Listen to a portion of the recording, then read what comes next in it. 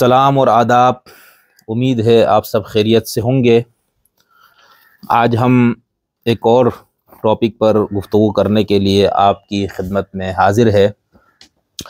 गुज़श्ता दिनों supreme court से एक फ़ैसला आया था जिसके अंदर एक अहमदी का केस था और उस केस में सुप्रीम कोर्ट ने एक फ़ैसला दिया और उस फैसले के आते ही मुल्क भर में एक शोर व गौगा बरपा हुआ और सोशल मीडिया पर लोगों ने अपने अपने सियासी और मजहबी मकासद को पेश नज़र रखते हुए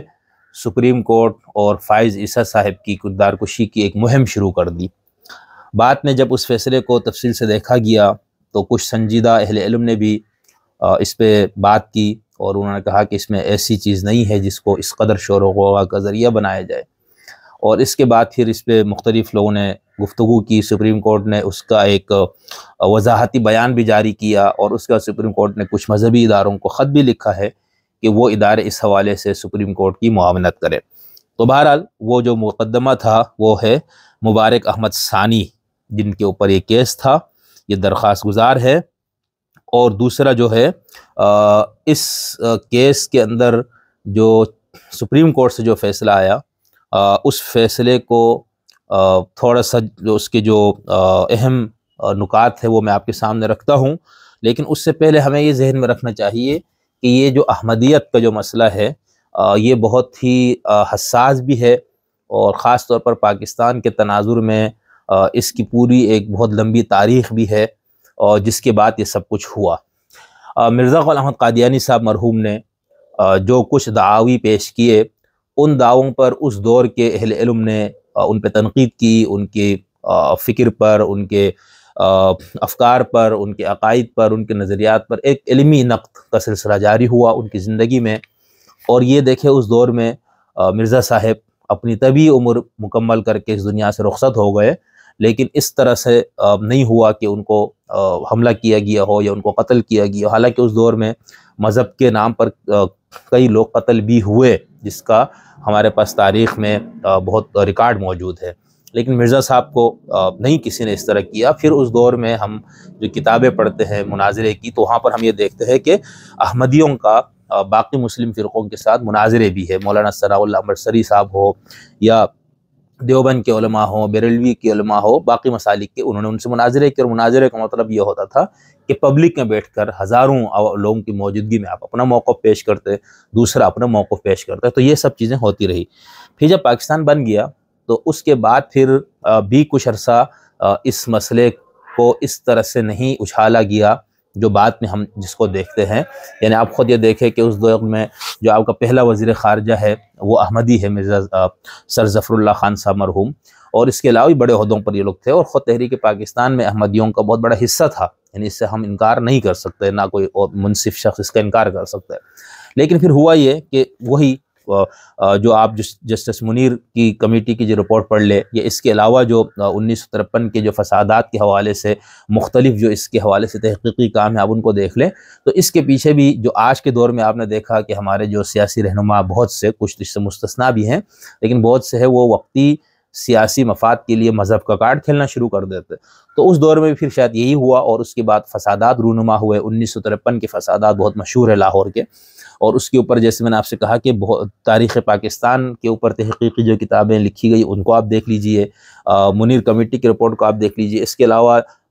उस दौर में जो एक दो तहक़ीक़ी रिपोर्ट्स और शाये हुई उनको आप देखें, तो ये बहुत गंभीर मसला बन गया। यानी ये बिल्कुल इस तरह का मसला बन गया कि मुल्क भर में फसादात रूनुमा हुए और क़त्ल और गारतगरी का एक बाज़ार गर्म हुआ। उसी केस में फिर सईद मौदूदी साहब वगैरह पर फांसी की सज़ा भी हुई, लेकिन फांसी बहरहाल उनको नहीं हुई। तो कहने का मतलब है कि इस तरह से मसला बिगड़ा हुआ था। अच्छा, इसमें जो हमारा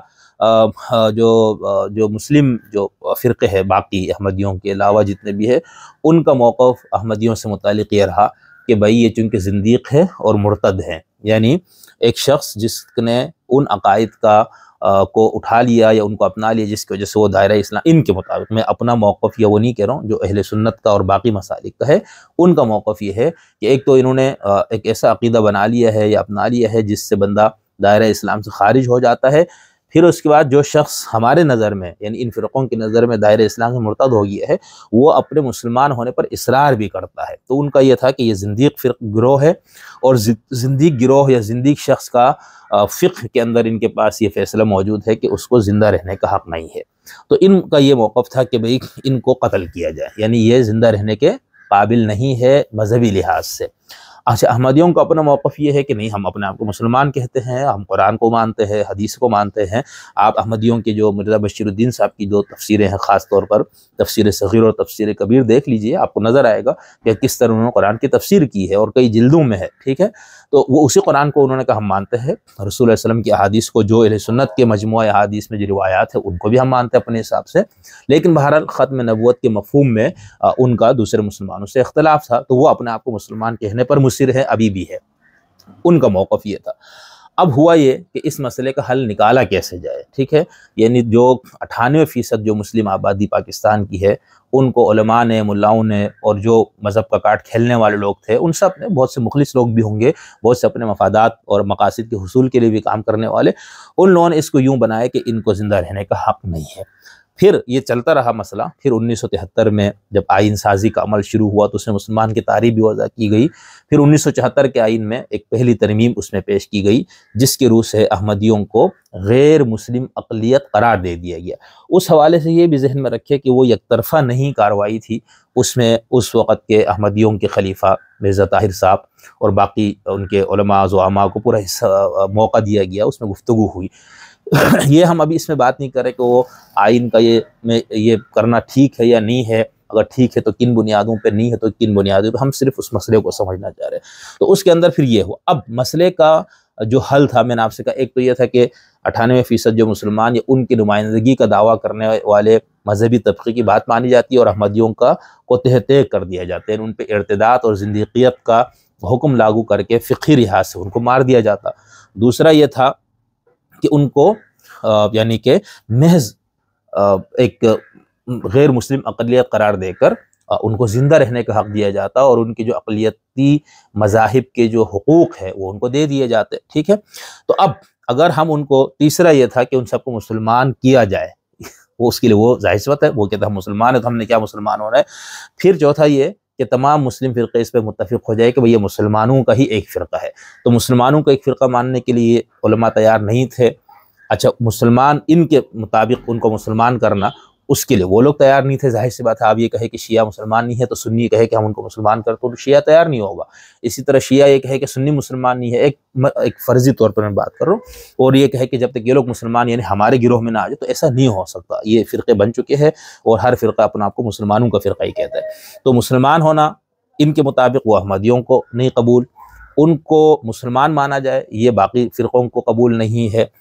تیسرا پھر آپشن یہی رہتا تھا کہ ان کو غیر مسلم اقلیت قرار دیا جائے۔ اچھا، اگر ان کو غیر مسلم اقلیت قرار نہ دیا جاتا، ایک تو یہ صورت ہے، اور ان کو وہ اپنے آپ کو مسلمان، اس فرقوں کے مفہوم میں وہ اپنے آپ کو بھی اس کے لیے تیار نہیں تھے کہ ہم مسلمان ہو جائے، تو پھر اب یا تو قانونی طور پر ایک فقہی قانون نافذ کر کے مرتد قرار دے کر ریاست ان کو تحقیق کرنا شروع کر دی، ناممکنات میں سے ہی ہو نہیں سکتا، لاکھوں لوگ اس وقت بھی تھے اور آج بھی ہے۔ اور پھر یہ ایک پورے عالمی طور پر بھی ایک بہت بڑا مسئلہ کہ بھئی ایک مذہبی جبر کا ماحول، اور مذہب کے نام پہ آپ لوگوں کو قتل کرتے ہیں۔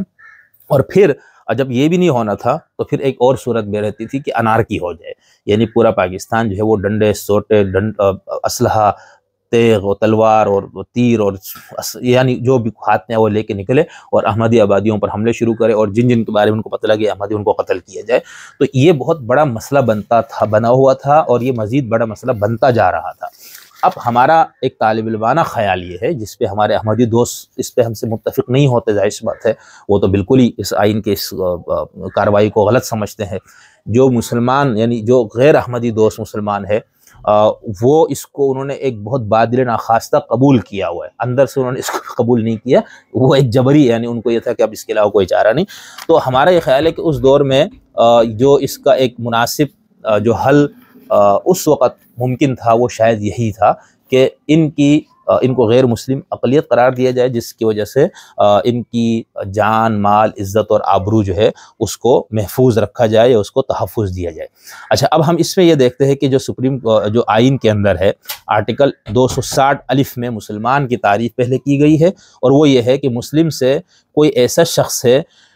جو وحدت و توحید قادر مطلق اللہ تبارک و تعالی خاتم النبیین حضرت محمد صلی اللہ علیہ وسلم کی ختم نبوت پر مکمل اور غیر مشروط طور پر ایمان رکھتا ہو، اور پیغمبر یا مذہبی مصلح کے طور پر کسی ایسے شخص پر نہ ایمان رکھتا ہو نہ اسے مانتا ہو جس نے حضرت محمد کی بات اس لفظ کے کسی بھی مفہوم یا کسی بھی تشریح کے لحاظ سے پیغمبر ہونے کا دعویٰ کیا ہو یا جو دعویٰ کرے۔ ٹھیک ہے، یہ تو ہو گیا مسلم کی تعریف، یعنی پاکستانی آئین مسلمان کی یہ تعریف ہے۔ اس کے بعد آرٹیکل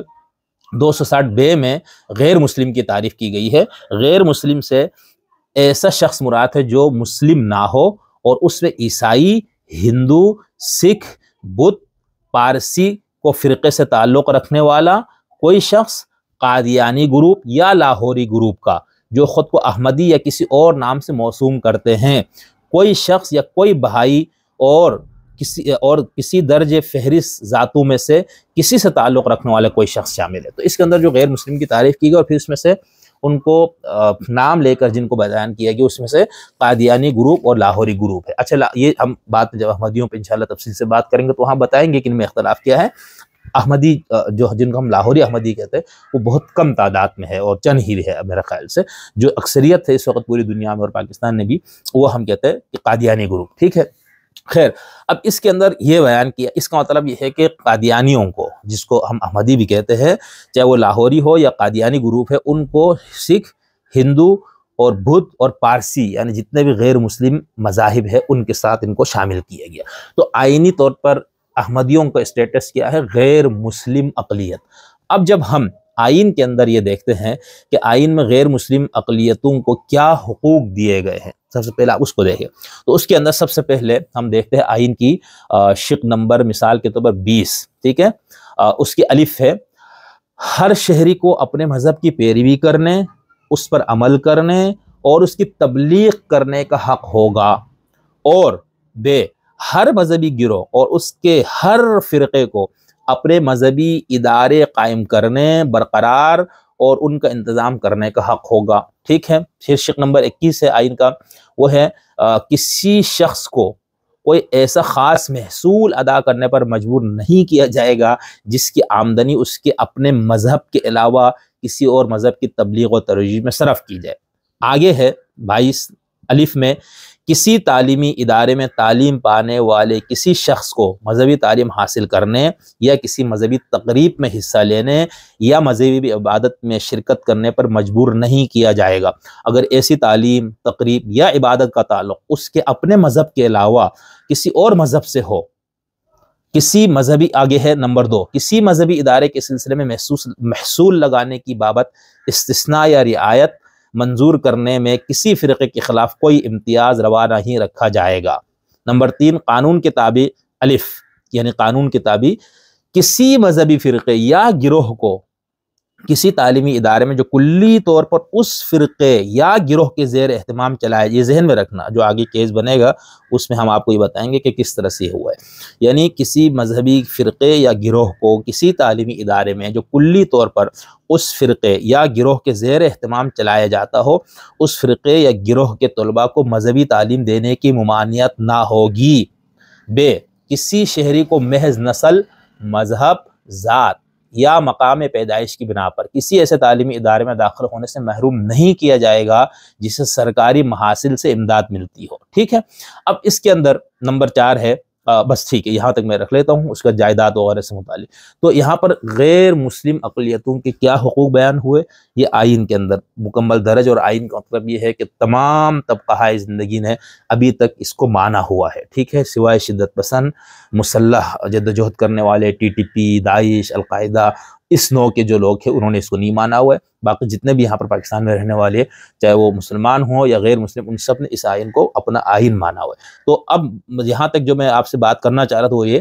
ایک تو یہ طے ہو گیا کہ آئین کے اندر احمدیوں کو غیر مسلم اقلیت میں شمار کیا گیا، پھر اسی آئین کے اندر غیر مسلم اقلیتوں کو جو مذہبی معاشرتی حقوق حاصل ہے پاکستان میں، اس کا ذکر میں نے آپ کے سامنے کر دیا، ٹھیک ہے، یہ آئین پاکستان میں ہے۔ اب اس کے بعد ہم یہ دیکھتے ہیں، پہلے یہ طے ہو گیا مسئلہ احمدیت کا کیا تھا، اس کو حل کیسے کیا گیا، اس کی کیا ممکنہ صورتیں تھیں، ان ممکنہ صورتوں سے اس وقت کون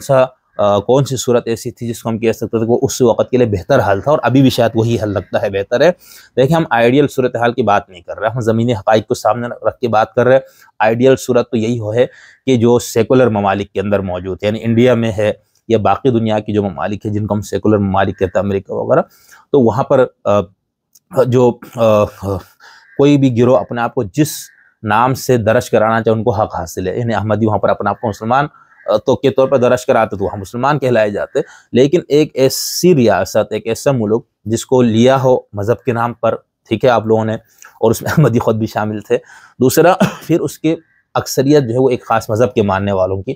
اس اکثریت کا ایک جبر تھا جس کی جبر کے سامنے اسٹیٹ کو پھر گھٹنے ٹیکنے پڑتے ہیں، اور اس کو اس طرح سے کر لیا گیا۔ تو کہنے کا مطلب ہے کہ آئیڈیل صورت تو یہ تھی کہ بھئی اگر احمدی اپنے آپ کو مسلمانوں کا ایک گروہ سمجھ رہا ہے یا وہ اپنے آپ کو مسلمان کہتے ہیں تو ان کو کہنے کا حق ہونا چاہیے، اور اس میں کسی شخص کو یا کسی ادارے کو کوئی مسئلہ نہیں ہونا چاہیے۔ لیکن یہ آئیڈیل صورتحال ہے، یہ سیکولر نقطہ نظر سے ہم سمجھ سکتے ہیں کہ یہ ہے،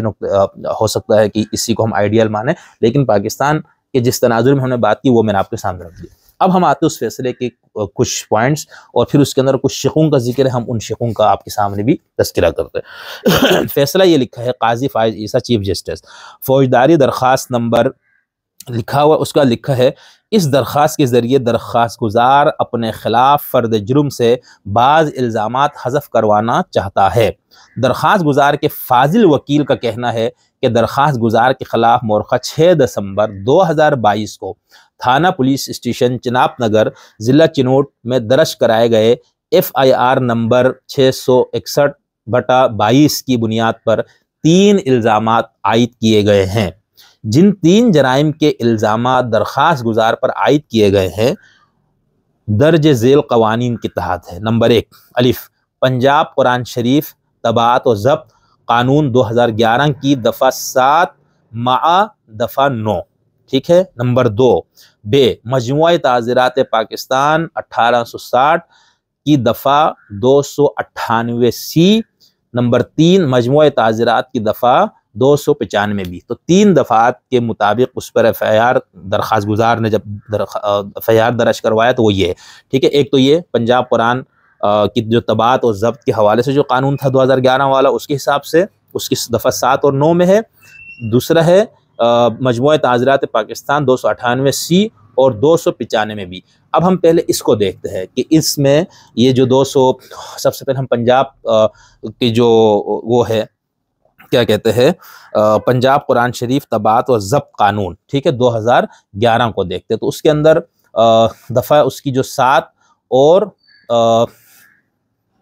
9، اب 7 میں کیا ہے، وہ یہ ہے کہ مسلمانوں کے عقیدے کے برعکس، میں سب سے پہلے آپ کو اس میں ایک چیز یہ بتا دوں، یہ ہے ہیڈنگ پنجاب قرآن مجید طباعت اور ریکارڈنگ ایکٹ 2011، ٹھیک ہے۔ اب اس کے صفحہ نمبر 4 کے اوپر ہے یہ، اس کی جو دفعہ نمبر 7 ہے، مسلمانوں کے عقیدے کے برعکس قرآن مجید کا ترجمہ یا تفسیر۔ اگر قرآن مجید کی کسی نسخے یا ریکارڈ یا کسی درسی کتاب، نماز کی کتاب، مذہبی رسالے میں یا بصورت دیگر شائع ہونے والے اس کے کسی اقتباس میں کسی غیر مسلم کی جانب سے کسی آیت کا ترجمہ، تفسیر یا تبصرہ مسلمانوں کے عقیدے کے برعکس کیا گیا ہو تو مصنف، تابعی یا ناشر یا ریکارڈ تیار کرنے والا شخص خواہ اس ایکٹ کے تحت رجسٹر شدہ ہے یا نہیں ہے، سیکشن 9 میں درج سزا کا مستوجب ہوگا، سوائے اس کے کہ تابعی یا ناشر یا کمپنی یہ ثابت کر دے کہ یہ ترجمہ، تفسیر یا تبصرہ طباعت یا مشینی غلطی کی وجہ سے ہوا ہے۔ یہ ہے نمبر 7۔ دفعہ نمبر 9 میں سزا کیا ہے؟ سزا نمبر 1، اس ایکٹ کی کسی دفعہ یا اس کے تحت وضع کردہ کسی قاعدے کی خلاف ورزی کرنے والا تابعی، ناشر یا ریکارڈنگ کمپنی کا مالک یا کوئی شخص جس کی آواز میں ریکارڈ تیار کیا گیا ہے یا کوئی شخص جس نے سیکشن 5 کے ذیلی سیکشن 3 کے تحت قرآن مجید کے نسخے یا ریکارڈ کی تصدیق کی ہے جو کہ اس ایکٹ کے دفعات کے مطابق نہیں ہے، 3 سال تک کی قید یا کم سے کم 20,000 روپے تک کے جرمانے یا دونوں کا مستوجب ہوگا۔ نمبر 2، حکومت ذیلی سیکشن 1 کے تحت کسی جرم میں سزا یافتہ کسی ناشر یا کسی ریکارڈنگ کمپنی کے سیکشن 3 کے تحت رجسٹریشن منسوخ کر سکتی ہے۔ تو یہ تو ہو گیا پنجاب قرآن طباعت و ضبط قانون 2011، ٹھیک ہے، کی دفعہ 7 اور 9۔ اس کے اندر یعنی وہ پہلے اس قانون کو بیان کیا وہ کیا ہے اور پھر اس کی سزا بیان ہوئی۔ اب ہم آتے مجموعہ تعزیرات پاکستان 1860، جو کہ اس کی دفعہ 298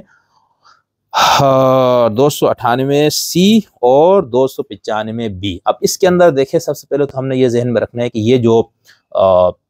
جس کو ہم تعزیرات پاک و ہند کہتے ہیں اور اس کی جو دفعات کا ذکر ہے، اس میں یہ جو 15واں باب ہے وہ مذہب سے متعلق ہے۔ یعنی آپ یہ سوچیں کہ یہ 1860 میں تعزیرات ہند 1860 کا اصل مسودہ جو ہے 1837 میں ترتیب دیا تھا، جب یہاں پر انگریز کی حکومت تھی۔ اور ہندوستان آپ دیکھیں کہ یہ مختلف مذاہب، مسالک، فرقے در فرقے کی ایک سرزمین ہے، ٹھیک ہے۔ یہاں پر یعنی ہندوؤں کے بے شمار فرقے، مسلمان ان کے بے شمار فرقے، سکھ وہ پھر اس کے، تو ان سب کی آبادی جہاں پر یہ سب ہوں، وہاں پر پھر ایسی بات کرنا، کوئی ایسی کتاب لکھنا، کوئی اس طرح کی کام کرنا جس سے دیگر لوگوں کے مذہبی جذبات مجروح ہو اور اس سے امن و امان خراب ہو، تو اس کو قابو رکھنے، اس کو سنبھالنے کے لیے وہ جو قانون بنایا گیا ہم اس کی بات کر رہے ہیں۔ تو یہ ہے یعنی یہ جو تعزیرات ہے یہ تدوین ہوا ہے 1860 میں، ٹھیک ہے، وائسرائے کی لیجسلیچر کونسل نے منظور کیا۔ تعزیرات ہند 1860 کا اصل مسودہ انڈین لا کمیشن نے 1837 میں ترتیب دیا تھا، ٹھیک ہے، جس کی سربراہی لارڈ میکالے کر رہے تھے۔ یہ بڑا نام ان کا ہمارے ہم سنتے ہیں۔ تعزیرات ہند 1860 میں یہ جو 15واں باب ہے یہ مذہب سے متعلق جرائم کا ہے۔ اس باب میں 4 دفعات ہے، سمجھ گیا، 295، 296، 297 اور 298۔ یہ 4 دفعات اس کے اندر، جب پہلی بار اس کو بنایا گیا تو اس وقت یہ دفعات شامل تھے۔ تعزیرات ہند 1860 میں یہ ہو گیا۔ ان 4 عمومی نوعیت کی شکلوں میں کسی بھی مذہب، اس کی عبادت گاہ، جنازہ گاہ یا مقبرے کی توہین یا نقصان پہنچانے اور کسی بھی مذہبی طبقے کے قانونی اجتماع میں رکاوٹ ڈالنے کو جرم قرار دیا گیا ہے۔ ان جرائم میں سے عبادت گاہ کو نقصان پہنچانے کی جرم کی زیادہ سے زیادہ سزا 2 سال قید اور جرمانہ، جبکہ باقی تمام جرائم کی سزا کی زیادہ سے زیادہ سزا 1 سال قید اور جرمانہ رکھی گئی۔ ان 4 دفعات میں بطور خاص ایسے الفاظ موجود ہیں جو ملزم کی نیت، ارادہ اور کسی مذہبی طبقے کے جذبات کو دانستہ مجروح کرنے کے مقصد کو ان جرائم کی تشکیل میں لازمی قرار دیتے ہیں، یہ ذہن میں رکھیے گا۔ اس کے بعد 1927 میں ایک ترمیم ہوئی، ٹھیک ہے، قانون کو یہ بننے کے بعد پہلی ترمیم 1927 میں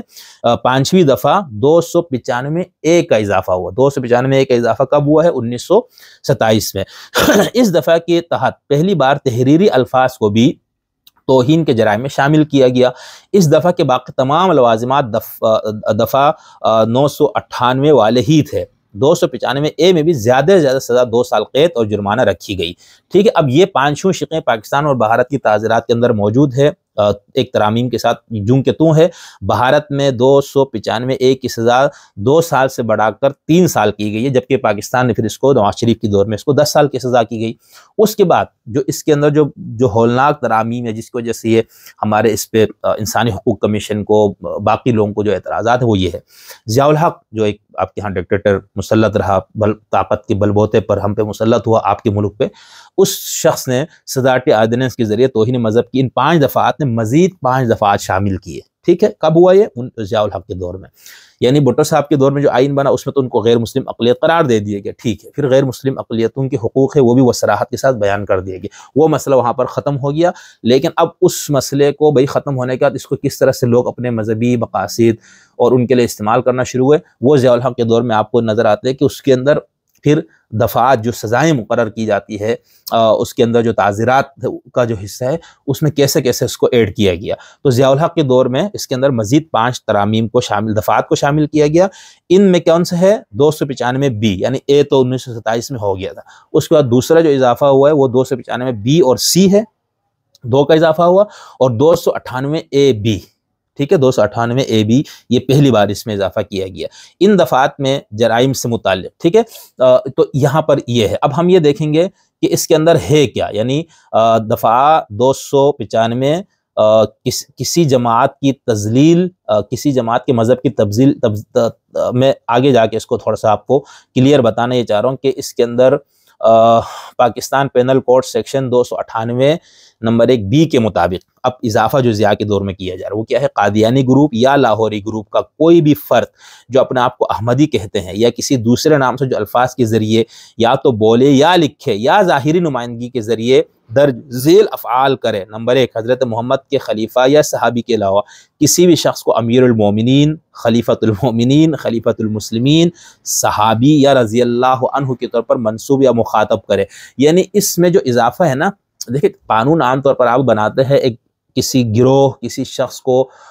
ٹارگٹ کرنے کے لیے نہیں بناتا، آپ ایک عمومی قانون بنا دیتے ہیں اور اس قانون کے مطابق جو گروہ جو شخص آ جائے آپ اس کو پر قانون لاگو کرتے ہیں. لیکن اسپیسیفک خاص طور پر احمدیوں کو مزید ایک دبا ہوا طبقہ، ایک مظلوم طبقہ جو خوف میں رہنے رہا تھا یہاں پر جبر کے ماحول میں، اس کو مزید خوف زدہ کرنے، مزید اس پہ جبر کرنے، مزید اس کو مقہور کرنے، اس کو مغلوب کرنے، اس کو دبانے کے لیے آپ نے باقاعدہ جو قانون کی شقوں میں جو اضافے کر رہے ہیں آپ اسپیسیفک کر کے بنا رہے کہ فلاں گروہ. تو یہاں پر دیکھیں اب یہ جو چیزیں بیان کی گئی ہے نا، پہلے تو قادیانی گروپ، لاہوری گروپ کا نام آ گیا، اس کا جو قدغنے اس پہ ہے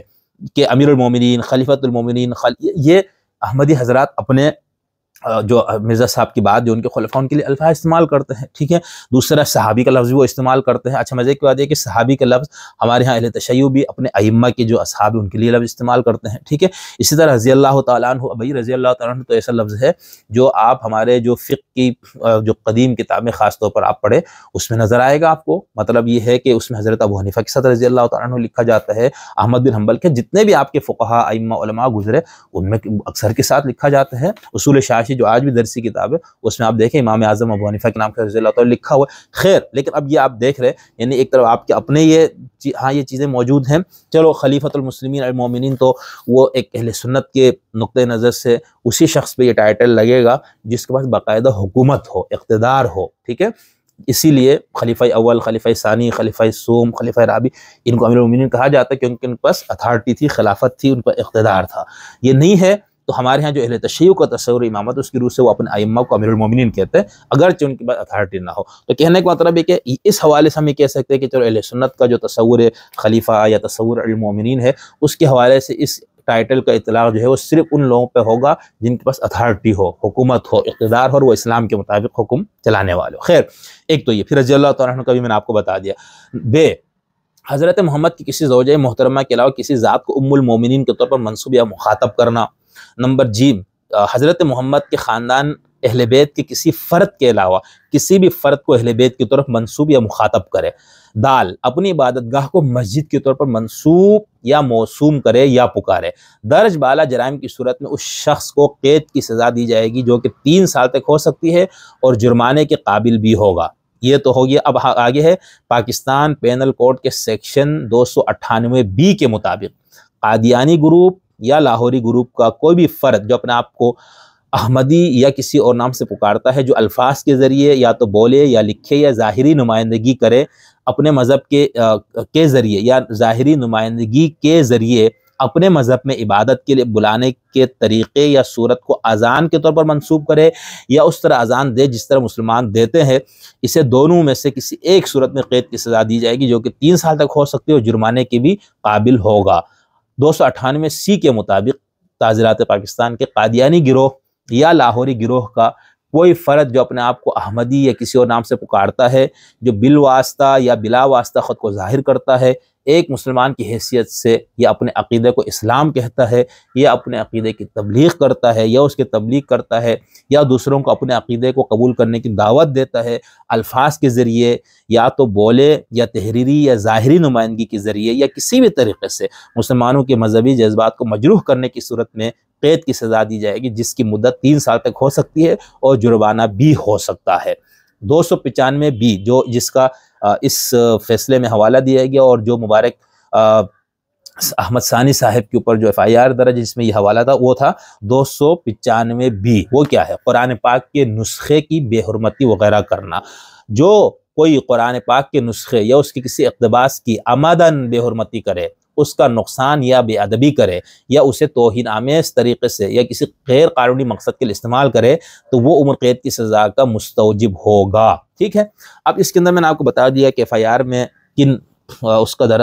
حوالہ دیا گیا تھا، اور اس فیصلے میں جو چیف جسٹس صاحب اور ایک اور جج نے مل کے اس کو لکھا ہے، اس میں انہوں نے بتایا کہ بھئی اس FIR میں یہ دفعات ہے، اور وہ میں نے دفعات آپ کو اسی لیے پڑھ کے سنائے۔ اس کے اندر سب سے جو اہم بات وہ یہ کہ جو تفسیر صغیر جو احمدیوں کی بہت مشہور تفسیر ہے اور مرزا بشیر الدین رحمۃ اللہ علیہ کی تفسیر ہے، اس تفسیر کے اندر جو ہے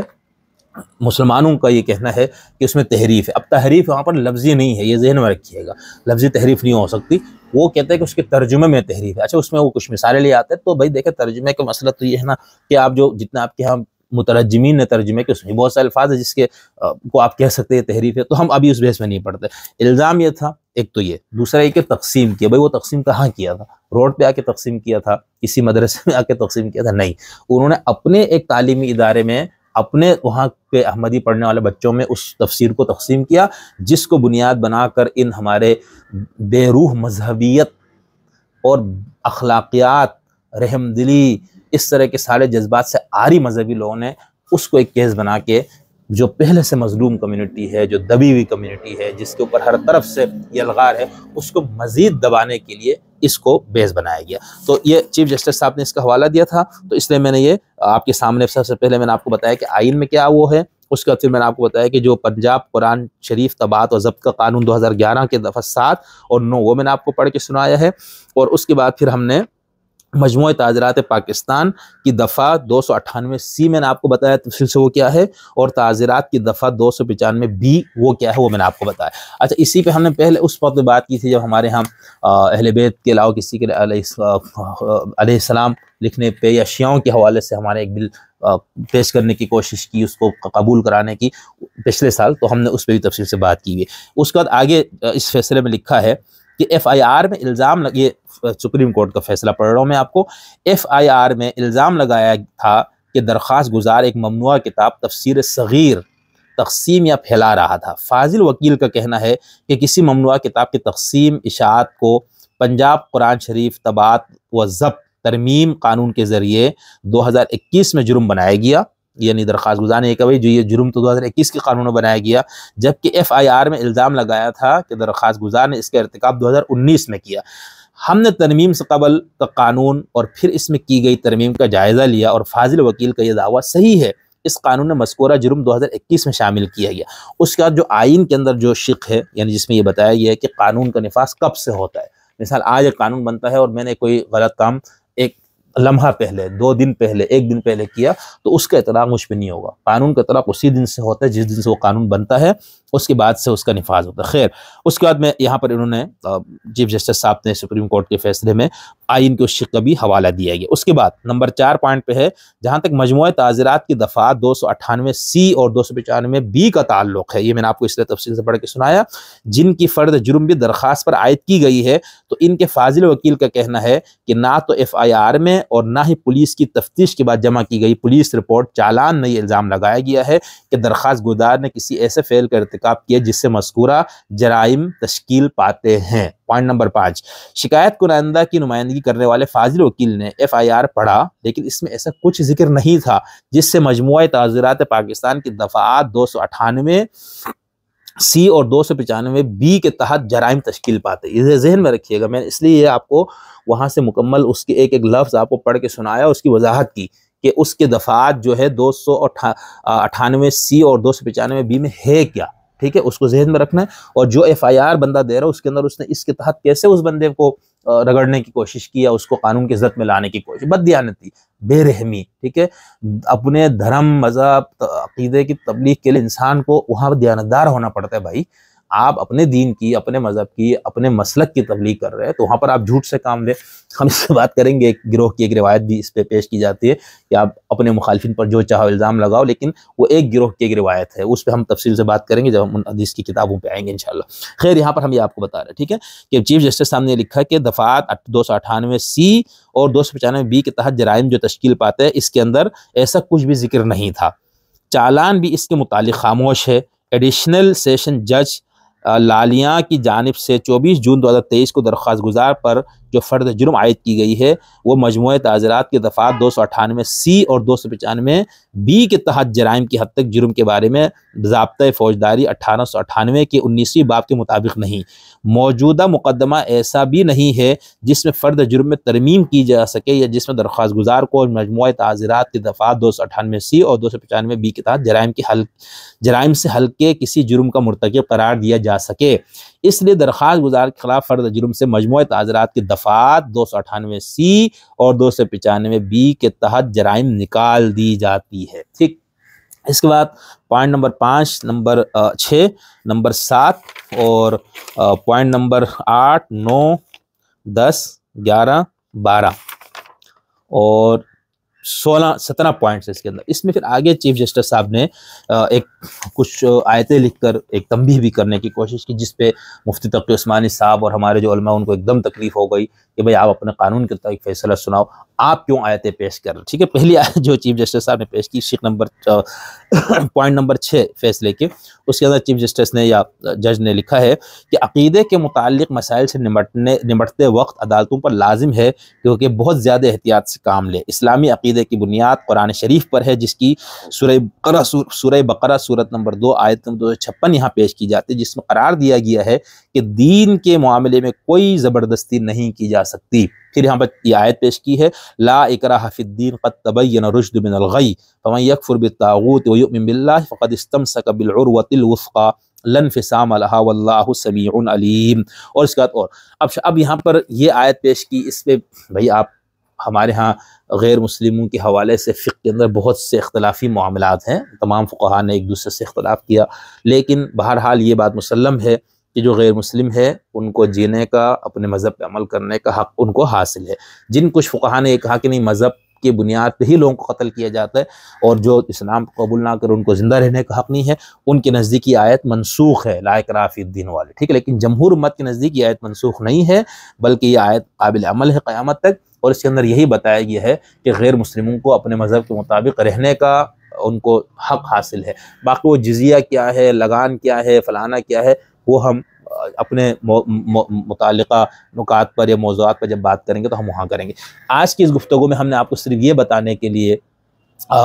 یہ گفتگو ریکارڈ کی ہے کہ کیس کیا تھا، اس کیس میں دفعات کون سے لگائے گئے تھے اور ان دفعات کی حقیقت کیا ہے، احمدیوں کا اس متعلق اصل مسئلہ کیا ہے۔ اس پہ پھر مفتی تقی عثمانی صاحب نے بھی 5 صفحات پر مشتمل کسی ڈاکٹر عمیر صدیقی صاحب کے ایک سوال کے جواب میں انہوں نے بھی اس کا جواب دیا ہے، لیکن اس مفتی صاحب کی جواب کے آخری پیراگراف بہرحال وہ ایک اطمینان بخش ہے کہ اب وہ ریاستی جبر ہو، دباؤ ہو، جو بھی ہو، لیکن بہرحال اس کو ہم کو سراہنا چاہیے۔ باقی جو فیصلے پہ تبصرہ ہے، پھر انہوں نے جو چیف جسٹس صاحب نے جو قرآنی آیت پیش کی اس پہ جو تنقید، ہم اس پہ بات نہیں کریں گے کیونکہ وقت زیادہ ہو گیا۔ اس کے آخر میں انہوں نے لکھا ہے کہ تاہم مفتی تقی عثمانی صاحب نے تاہم عام مسلمان مطمئن رہیں کہ اس مجمل اور قابل اعتراض فیصلے سے قادیانیوں کے بارے میں شریعت، آئین اور قانون کے طے شدہ موقع پر کوئی اثر نہیں پڑتا، اور یہ خیال غلط ہے کہ اس سے انہیں کھلی چھوٹ مل گئی ہے، لہٰذا کسی انتشار میں مبتلا ہونے کی کوئی ضرورت نہیں۔ البتہ جناب چیف جسٹس صاحب کو ان گزارشات کو سنجیدہ لینا چاہیے اور ایسے اقدامات سے پرہیز کرنا چاہیے جن سے عوام میں انتشار پیدا ہو اور ان کی ناکافی وضاحت دینی پڑے۔ مفتی تقی عثمانی 23/2/2024۔ خیر، تو یہ پورا مفتی صاحب کا یہ جو فتویٰ کا ہے یا سوال کا جو جواب ہے یہ بھی قابل تبصرہ ہے، اس پہ اگر ہمیں دوبارہ وقت ملا تو ہم اس پہ بھی تبصرہ پیش کر دیں گے۔ یہاں پر ہم نے صرف آپ کو اس کا پس منظر بتایا اور اس یہ بتایا کہ شقیں کون سے لاگو کی گئی تھی جن کی بنیاد پر اس پر کیس بنایا گیا، جج کا فیصلہ جو تھا وہ کس حد تک قانون کے مطابق تھا، اور پھر اس کو جو ایشو بنایا گیا وہ ایک مخصوص سیاسی جماعت نے، بلکہ 2 جماعتوں نے اس کو خاص طور پر اپنے مذہبی جو ایک سیاسی جو ان کو مسئلہ تھا جج سے، اس کو اپنی ساڑ نکالنے کے لیے انہوں نے سوشل میڈیا کا ایسا استعمال کیا، نفرت انگیز مہم چلائی۔ اور دوسرا جو ہے وہ ہم یہ دیکھتے ہیں کہ جو سنجیدہ اہل علم نے بھی اس کو اس مرتبہ تھوڑا سا ایک بہتر انداز سے اس کو ہینڈل کیا، یہ ایک اچھی بات ہے، لیکن بہرحال یہ بات ہمیں ماننی ہوگی کہ جب آپ نے ان کو غیر مسلم اقلیت قرار دے دیا اور آئین میں غیر مسلم اقلیتوں کی جو حقوق ہے، کم سے کم آپ ان کو وہ حقوق تو محفوظ کریں نا۔ آپ یا میں یا ہم میں سے جو شخص بھی جس طریقے سے ہو سکے ان کو اس پہ آواز بلند کرنے کی ضرورت ہے کہ بھئی ٹھیک ہے احمدیہ اپنے آپ کو نہیں سمجھتے کہ ہم غیر مسلم ہیں، لیکن آپ تو ان کو سمجھتے ہیں نا، آپ کا آئین تو ان کو سمجھتے ہیں نا، تو کم سے کم اتنا تو کیجئے کہ ان کے جو بطور غیر مسلم ہونے کے جو ان کے انسانی حق ہے، جو ایک شہری کے جو حقوق ہے، وہ تو کم سے کم آپ ان کو دینے دیں، کم سے کم ان کو اس حوالے سے ہی مطمئن کر دیں۔ یعنی وہ ایک ایسی کمیونٹی جو ہمیشہ خوف، ہراس کے اندر ان کی زندگی گزرتی ہے، معاشرے کے اندر جب اسکول میں، یونیورسٹیوں میں، تعلیمی اداروں میں، کہیں پر نوکری کے مقامات پہ جب کسی شخص کے بارے میں پتہ ہوتا ہے کہ یہ احمدی ہے، تو اس بیچارے کو کس طرح سے ایک تنہائی کا اس کو شکار کیا جاتی ہے، یہ سب چیزیں ہیں نا۔ تو بحیثیت انسان ہونے کے بھی ہمیں اس طرح کی چیزوں پہ سوچنے کی ضرورت ہے کہ بھئی اگر اس کا عقیدہ، اس کا مذہب، اس کا مسلک جو بھی ہے وہ آپ سے الگ ہے، تو وہ ایک انسان ہے، اور اگر آپ اس کو غیر مسلم اقلیت مانتے تو اس کے حقوق محفوظ ہے آپ کے آئین کے اندر۔ اب میں نے آپ کو اس کا پس منظر اس لیے بتانا ضروری سمجھا شروع میں کہ احمدیت کے مسئلے کا حل اس سے کیا بہتر ہو سکتا تھا، کون سے ممکنہ حل تھے۔ آپ دوستوں میں سے کسی کے ذہن میں ان 4 نکات کے علاوہ جو میں نے شروع میں بیان کی کوئی اور حل آتا ہے تو آپ بتائیں، ٹھیک ہے؟ یعنی آپ یہ نہیں کہہ دینا کہ بھئی اس کو، جیسے ہمارے کچھ اہل علم کا بھی کہنا ہے کہ بھئی ریاست کو اس میں کام ہی نہیں، تو بابا ریاست کو کام نہیں تھا، لیکن جب ریاست میں رہنے والے 98% لوگ ایک کیس کے اوپر اٹھ کھڑے ہو جائیں اور معاشرے میں انارکی اور فساد پھیلے تو پھر اس کو کیسے روکا جائے؟ آپ یہ کہتے ہیں ان کو گولیاں مارے، تو یہ ممکن نہیں ہے۔ یعنی جب آپ کا پورا ملک اگر ایک مسئلے پہ اٹھ کے باہر آ جائے تو آپ کتنوں کو گولیاں ماریں گے؟ یہ نہیں ہو سکتا، پھر آپ ایک انارکی زدہ سوسائٹی میں رہنا شروع کریں گے۔ لہٰذا ہمارے احمدیوں کا موقف کا بھی احترام ہے، آئین پاکستان میں جو ان کا اسٹیٹس بیان کیا گیا اور جو ان کے حقوق کو محفوظ کیے گئے اس کو بھی ہمیں سامنے رکھنا چاہیے، اور جو باقی جو مسلمان ہیں ان کو بھی ذرا ٹھنڈے دل دماغ سے سوچنا چاہیے کہ آپ محض خاتم نبوت پہ ادارے بنا کر، تنظیمیں بنا کر اس کو اتنا کیوں بڑا ایشو بنا رہے ہیں؟ مطلب یہ ہے کہ کیا آپ کے خیال میں احمدیوں کے دلائل اتنے مضبوط ہے کہ وہ کسی شخص کو بھی اپنے دلائل دے تو وہ احمدیت کو قبول کر سکتے ہیں؟ ذرا آپ سوچیں نا کہ جو قرآن میں آئے کہ قاتلوہم حتی لا تکون فتنہ، اس کی جو جمہور کی تفسیر کیا ہے کہ فتنے سے مراد یہ ہے کہ کسی شخص کو اس کا مذہبی عقیدہ قبول کرنے میں اس کے لیے رکاوٹ ہو۔ مکے کے مشرکین نے یہی تو کیا تھا کہ جب انہوں نے دیکھا کہ بھئی لوگ اس طرف چلے جا رہے ہیں تو انہوں نے جبر سے کام لینا شروع کیا۔ تو جبر وہاں شروع ہوتا ہے جہاں پر دلیل ختم ہو جائے۔ جس بندے کے پاس دلیل اور برہان ہو، مضبوط ہو، آپ کے ہر گلی کے نکڑ پر، ہر محلے میں، ہر جگہ آپ کی مسجدیں ہیں، آپ کے مدرسے ہیں، آپ کے تعلیمی اسکول ہے، ان سب کے ہوتے ہوئے آپ کو ایک چھوٹی سی اقلیت کے مذہب سے یا اس کے مسلک سے آپ اتنا خوف زدہ ہے تو پھر آپ بھی کچھ اپنے گریبان میں جھانکیں کہ آپ کیا کر رہے ہیں۔ تو بہرحال بات ذرا لمبی ہو گئی لیکن یہ ضروری تھی یہ بات کرنی۔ تو امید ہے ہم آپ تک کچھ تصویر کا دوسرا رخ پیش کرنے میں ہم کامیاب ہوئے ہوں گے۔ آپ کا جو بھی اس پہ تبصرہ ہے، تنقید ہے، برا کہنا ہے، اچھا کہنا ہے، وہ ضرور نیچے کمنٹس میں لکھ دیا کریں، اور انشاءاللہ ہم جو اپنا جو طریقہ ہم اس پہ رہنے کی کوشش کریں گے، گفتگو کرتے ہوئے غیر جانبداری، ہمدردانہ اور معروضی انداز سے۔ آگے بھی ہم جن مسائل پہ بات کریں گے ہماری کوشش یہ ہوگی، البتہ جہاں پر ظلم ہمارے موقف کے یعنی ہمارے فہم کے مطابق ہمیں کوئی ظلم لگے یا کسی طبقے کو ہمیں یہ لگے کہ اس طبقے پہ ظلم ہو رہا ہے یا مظلوم طبقہ، تو وہاں پر ہم اس کا اظہار کریں گے۔ یعنی اس کے اندر پھر وہ یہ غیر جانبداری اور جانبداری والی بات وہاں نہیں رہے گی۔ اور اگر